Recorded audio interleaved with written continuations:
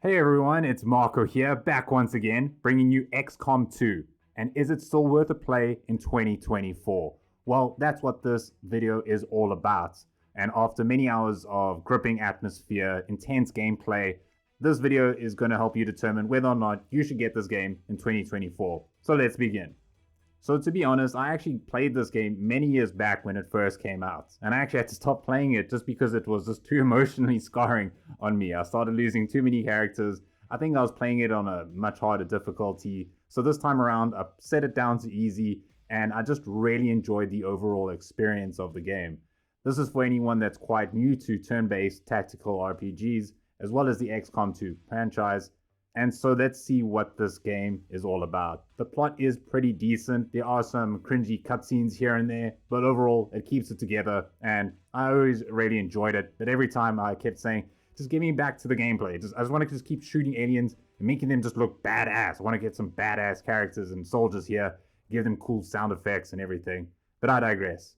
Getting into the graphics, sound, and difficulty, the graphics themselves are pretty decent, and for its time, you are able to have a good sense of what the game is about. To be honest, it still holds up to many of the other games that I see today, and there wasn't much I had to change in the tweaks and the various settings. Yes, there are quite a bit to choose from, so you can always change it depending on what you want, and most computers these days should be able to run them. This is the PC version, so obviously in the console one you can't get all those mods, but I mean, it's still a very fun game to play. If I had this on, say, PlayStation or Xbox, I'd definitely still get it. But obviously with the PC, oh, those mods, damn, there are so many cool mods out there. Like, just the voices alone make me want to get this game. As for the sounds themselves, I mean, just listen to these various sound effects from the guns.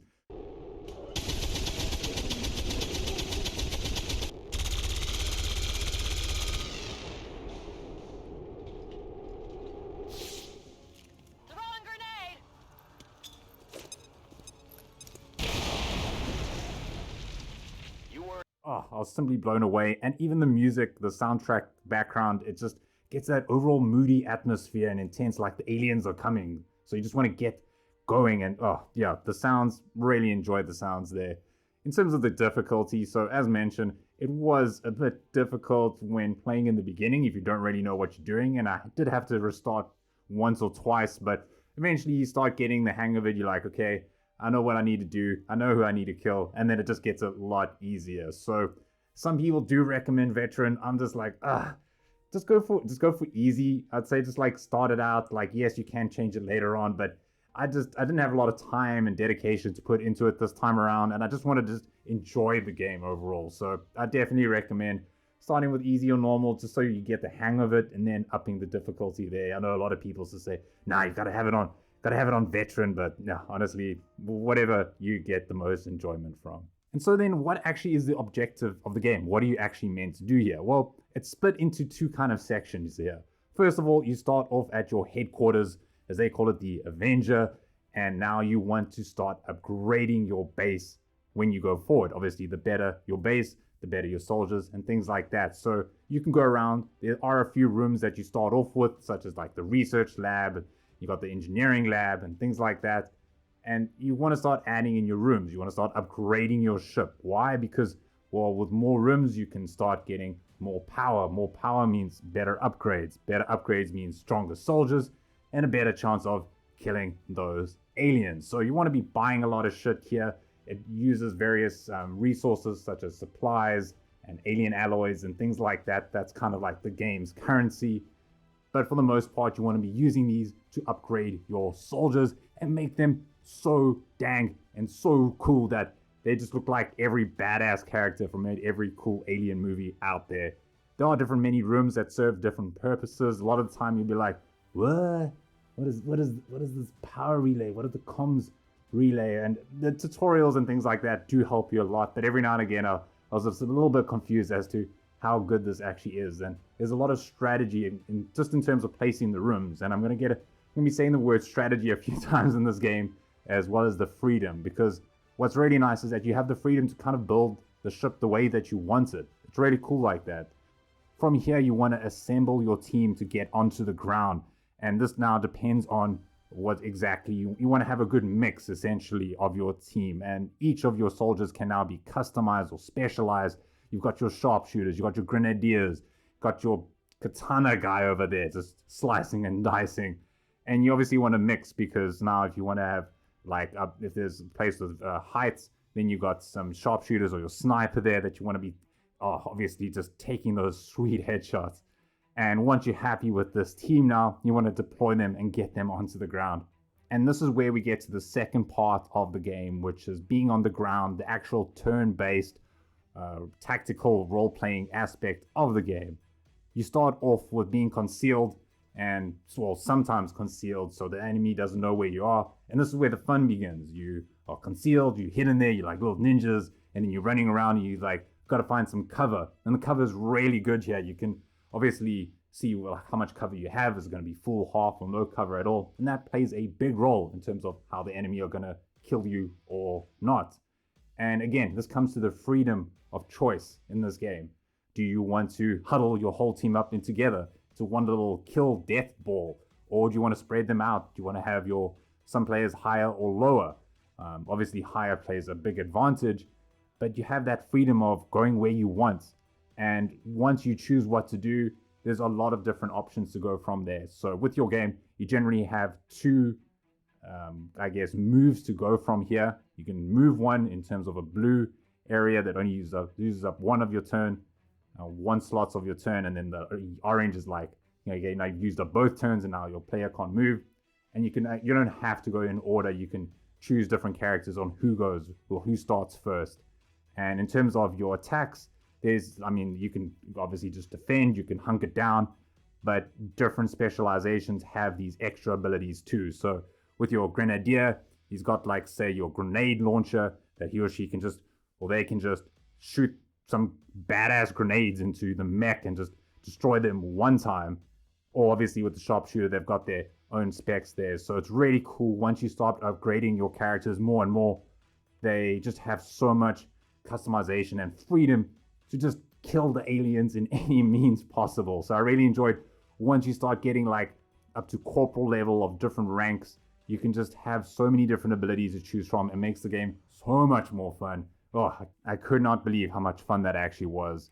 And when looking at these aliens now, yes, the enemies are basically all just aliens. There are many different types. I mean, there's the standard units there, the standard soldiers. They're kind of like these human soldier alien hybrid things that all sound kind of weird. They always have these weird voice dialogue things going along, but then you get these like shapeshifter ones. You get the snake bros over there, and obviously with the DLC you get some extra enemy types and these kind of like mini bosses. There's 3 of them that run around the map and cause a whole bunch of nonsense causing people that you just gotta deal with. But when it comes to the maps, there's a whole bunch of variety too. Yes, it can seem a bit repetitive, I'm not gonna lie. Like every now and again I'm like, this is just the same lab over and over again. But you get a lot of indoor scenarios, you get outdoor places, a lot of height variation. So in terms of that, you do get some good variation in terms of the overall map replayability. And as mentioned, it is turn-based, so you go and then the enemy goes, and there's always a percentage or RNG chance of getting hit or missing the enemy, and that's going to happen a lot. I'm not going to lie, there's been a few times where I'm like, are these guys, are they blind? Can they actually see what they are doing? There's a 90% chance to hit this guy with the sword. How do you miss this? There's been a few times where it's just miss. That's just, you see this all over the screen and you're like, come on guys, how are you even functioning right now? And this relates to the objective of the game, or of this scenario of the mission. There's going to be, like, say, the VIP. You have to protect the VIP, get he or she to safety. You got to destroy certain alien tech. Basically, it just destroys many things on the map, as you see. Obviously, some of them are going to be like holding the position. And again, there is quite a bit of variety. It can get a bit repetitive, but I mean, you're not really into it for that. You want to just destroy these aliens in as cool looking way as possible. That's what I really got out of this. You're crafting the story of your own characters here that you've built from the ground up. You've given them life almost, and now they are defending Earth, and you want to make that look as cool as possible. One thing I will say is that the missions do have this timer-based kind of setup where you have a number of turns in order to complete the mission. It's a love-hate thing. It does add to the intensity. Some people really enjoy it. They're like, gotta get your missions done fast. But sometimes I do want to take it a bit slowly, and I didn't really enjoy that. I was like, come on, XCOM, just let me chill. I want to get to my sniper into a good position. But no, I gotta just run as quick as possible in case, say, the one alien disappears. So yes, it was cool, but sometimes I was like, I can get it removed. And yes, there is mods for that, but yeah, it's one thing I wasn't too happy about. The other thing I also wasn't really happy about is the pathfinding. Oh my gosh, there's going to be amount of times where you just want to get your guy to the other side of, say, the road or the street or the building, and he's like, you know what? I could just jump through this window, and then all the aliens see you, and you're like, you idiot. Yes, there are the options of saying using control and click, but I didn't actually realize you could do that. So for the most part, my guy was running around like an idiot, just causing nonsense, making sounds here and there and alerting them. So the pathfinding, I wish they could have fixed it a lot better, but it still looks pretty cool when your guy's like, you're telling him to go somewhere and he like climbs down the vents or the stairs and jumps through the window. I just wish it couldn't let the aliens in those scenarios. But hopefully you make it to the end of the mission. This is where you can promote your soldiers if they do really well. And obviously with the DLC, you get some extra upgrades with the faction characters. So they even get further specializations to make them even more badass. But overall, the missions are really enjoyable. Yes, it really sucks losing your players there. There's amount of times where I'm like, come on guys, just pull through, stop dying. It gets really, like I said, I got really sad. I'm not gonna lie. It's one of those things where you want to keep your players for alive as long as possible, and when they lose or when they die, they lose all their abilities. They lose all the dank weapons that they got. So it makes it way more intense when these missions are occurring and you're like, I gotta keep them all together. And once you get back to the HQ again, you do want to definitely be upgrading those soldiers. Like I mentioned, you can upgrade everything from your guns, your armor, everything like that. And once you got the mods, it's just so much more variability here. And it just makes for a way more enjoyable game. So in short, I really enjoyed the freedom of this game. The thing that you can just craft your own journey, craft your own characters, go out in the world, just do what you want and just kill as many aliens as possible. I did also enjoy the randomness of it where you aren't always guaranteed to get a hit. And it just makes it like just a bit more intense in terms of the gameplay. What I didn't like though was the kind of those pathfinding issues here and there. One or two bugs where the game would just kind of crash, but those have been kind of ironed out by now. And sometimes those missions can be a bit repetitive. Like I said, towards the end, I was just like, get me through so I can customize my soldiers and make them dank. But overall, I really enjoyed this kind of game. If you are a fan of turn-based tactical RPGs or these type of games, then you've probably already played this game. It's kind of like the grandfather, the archetype of these ones. I can't really find ones that much better. But if you are new to these kind of games, I do really recommend you give it a go. I hope you enjoyed this video. Please give it a like and subscribe if you did.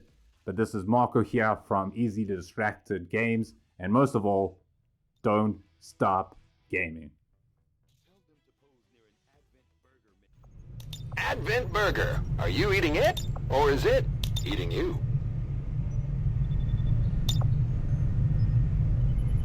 Tell them to pose near an Advent Burger menu.